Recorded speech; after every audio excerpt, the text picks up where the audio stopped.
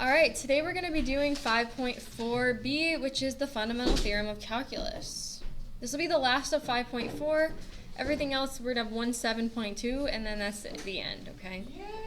I know, it's crazy. One less than 7.2. Correct. I just think it ties really closely into things you've already learned.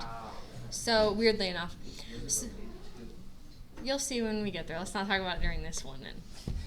Okay, anyways. So, average or mean value of a function on an interval is the formula 1 over b minus a times the integral of f of x, the function from a to b. So, really, it's the same formula you've been using to take the antiderivative to evaluate a definite integral, but there's one thing added to it. It's just the 1 times the 1 over b minus a portion. So everybody see what I'm saying there? So you've been doing this portion of this formula for a while now. It's just adding in this one little piece. That's really the only difference. When you find an average value, that's a y value that you're receiving. So if you wanted to find the x, you have to plug it back in, and we'll do one like that as well. Now, the most important thing you need to understand, that average value and average rate of change are two completely different things. Average value is a specific point, okay? Average rate of change is where we're finding the slope, essentially, of something. So do you guys remember slope is the slope of a secant line is the average rate of change, the slope of a tangent line is instantaneous rate of change? Yeah. That's kind of where we're going into this. Average value of a function involves an integral. It's a geometric interpretation of the height of a rectangle with the same area as the area under the curve, okay? And then the average value of a function on the interval is not the average of the initial and final function. So this is an important vocabulary piece right here. The average value of a function on an interval is not the average of the initial and final values, okay? You need to know that, because it might come up on a test question or something. Just might, I don't know. What do I know? What do I know? All right. So, essentially, the height of the horizontal line is the average value of a function. So, do you know how normally when we take the integral of something, we're finding the exact area under the curve from a to b, like this? The average value essentially finds this rectangular shape that is the average value of the area under the curve. Okay, that's the difference between the two things. Okay, so let's go ahead and do some together.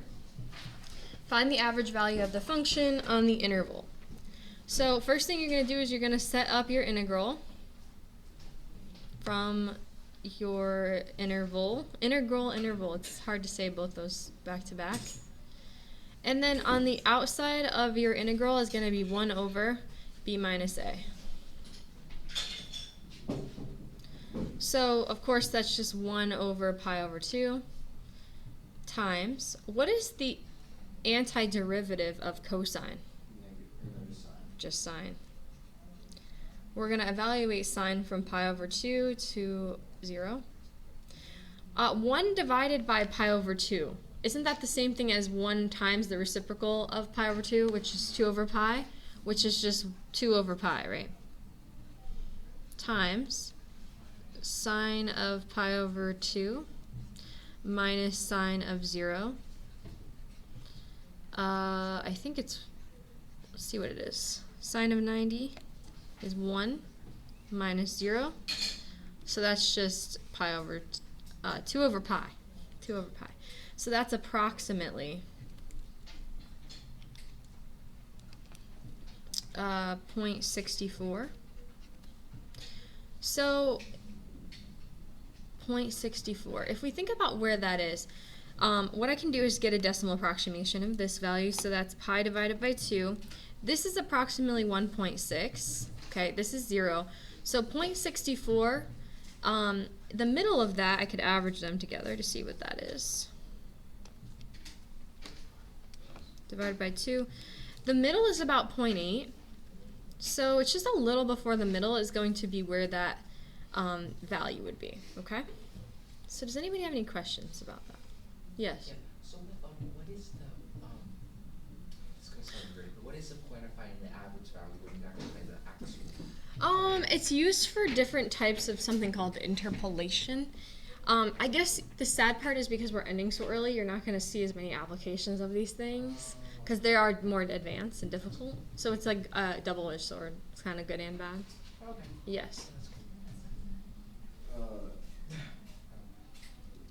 Like there's a square that you draw the first one. Yeah. Would the 0.6 be like? The area. So essentially, I guess I explained this wrong with this part was throwing you guys off. This right here is actually the y value of how tall the rectangle is. Okay, I know. I realized that when I started getting into this, I was like, you're going to think it's an x.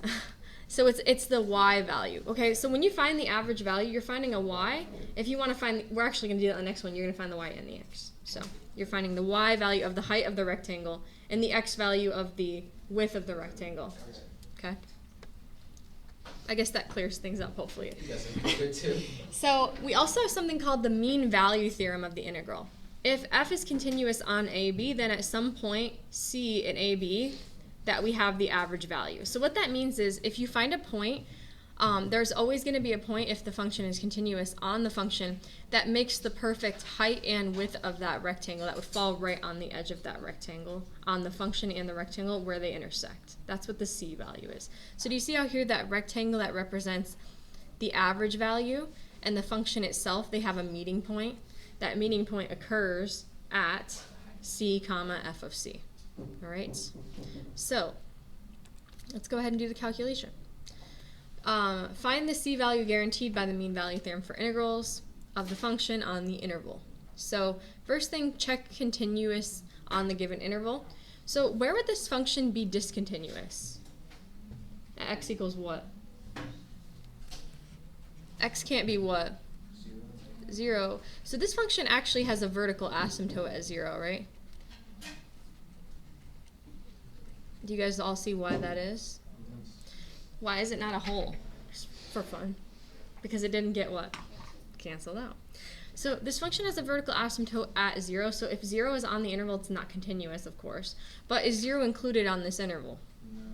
No. So this one's good to go. So we've checked the conditions. Make sure the conditions are good before we go on our journey with our function here. Okay, so find the y value. So what we're going to be finding when we find the average value is the y. So we're going to set up our integral from 1 to 3. Hi. What's up? 9. Notes are right there. Go grab them. And then it's going to be 1 over. What is going to be? It's going to be 1 over what? C. 3 minus 1. 3 minus 1. You see it? What is it called? 5, 4, B. Yeah, I got it. Okay. So this right here is going to be 1/2 out front. And then this is 9 times x to the negative 3. So everybody see what I did there? Now, what I can actually do before I integrate is actually take that 9 out front because it's just a coefficient, right? So I can make my integration process a little easier by taking out any of those coefficients. And this is actually a negative, so everybody good with that? Now I'm going to take the actual antiderivative. What would be the antiderivative of x to the negative 3? It would end up being x to the negative second divided by negative 2. It's the same thing as multiplying by negative 1/2, right?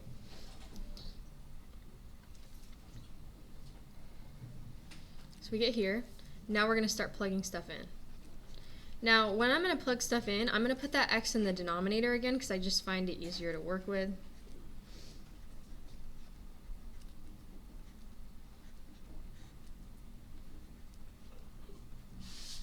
So everybody see what happened there? Because the x is to a negative power, I brought it down to the denominator, and then I plugged in. It's just easier mathematically to work with than the negative exponent. It just gets so confusing. So then from here I get 9/2, and then this is going to become negative 1 over 18 plus, because it's minus a negative 1/2.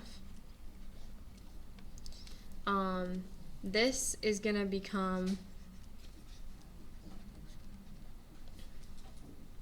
9 over 18, just a common denominator. You guys see? Okay, so this becomes 9/2 times 8 over 18. And 8 over 18 can be rewritten as what?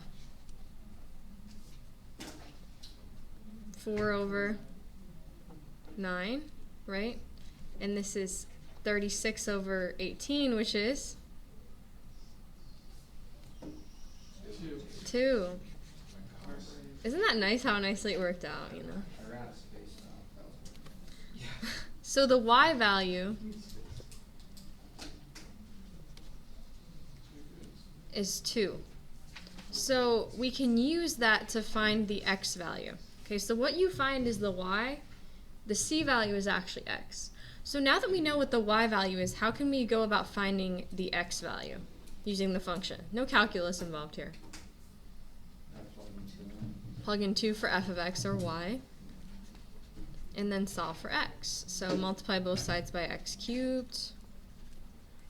This gives me 2x cubed equals 9. Divide by 2. How do we reverse a number cubed in math? Like a cube root. Cube root. Now sadly, there is no perfect cube root for this, but we can get a decimal. If my calculator would turn on, I could.